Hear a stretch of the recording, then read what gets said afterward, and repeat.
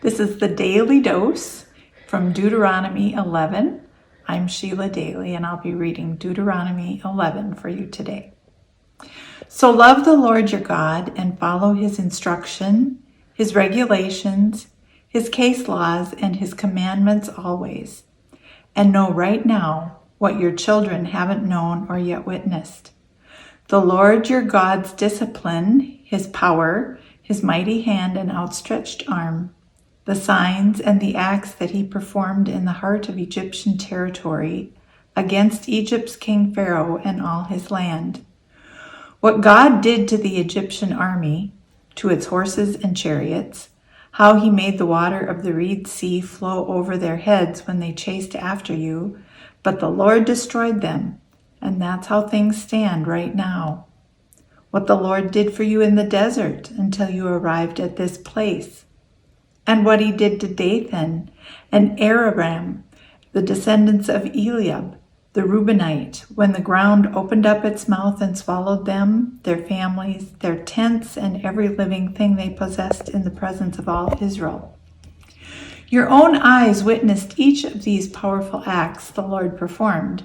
So keep every part of the commandment that I am giving you today, so that you stay strong to enter and take possession of the land that you are crossing over to possess, and so that you might prolong your life on the fertile land that the Lord swore to your ancestors to give to them and their descendants, a land full of milk and honey.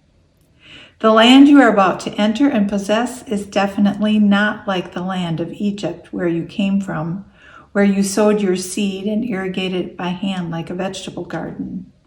No, the land you are entering to possess is a land of hills and valleys, where your drinking water will be rain from heaven. It's a land that the Lord cares for. The Lord's eyes are on it constantly from the first of the year until the very end of the year.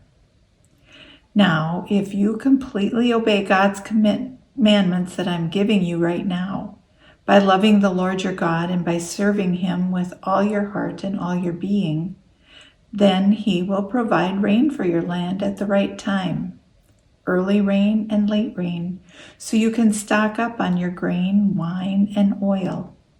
He will also make your fields lush for your livestock, and you will eat and be satisfied. But watch yourselves. Otherwise, your heart might be led astray, so you stray away, serving other gods and worshiping them. Then the Lord's anger would burn against you. He will close the sky up tight. There won't be any rain, and the ground won't yield any of its crops. You will quickly disappear off the wonderful land the Lord is giving to you. Place these words I'm speaking on your heart and in your very being. Tie them on your hand as a sign. They should be on your forehead as a symbol. Teach them to your children by talking about them when you are sitting around your house and when you are out and about, when you are lying down and when you are getting up. Write them on your house's door frames and on your city's gates. Do all that, so your days and your children's days on the fertile land the Lord swore to give to your ancestors are many. Indeed, as many as the number of days that the sky's been over the earth. It's true. If you carefully keep all this commandment that I am giving you, by doing it, by loving the Lord your God, by walking in all his ways, and by clinging to him, then the Lord will clear out all these nations before you. You will inherit what belong to nations that are larger and stronger than you are. Every place you set foot on will be yours. Your territory will run from the wilderness all the way to the Lebanon range, and from the Euphrates River all the way to the Mediterranean Sea. No one will be able to stand up to you. Just as he promised, the Lord your God will make the entire land deathly afraid of you wherever you advance in it. Pay attention. I am setting blessing and curse before you right now.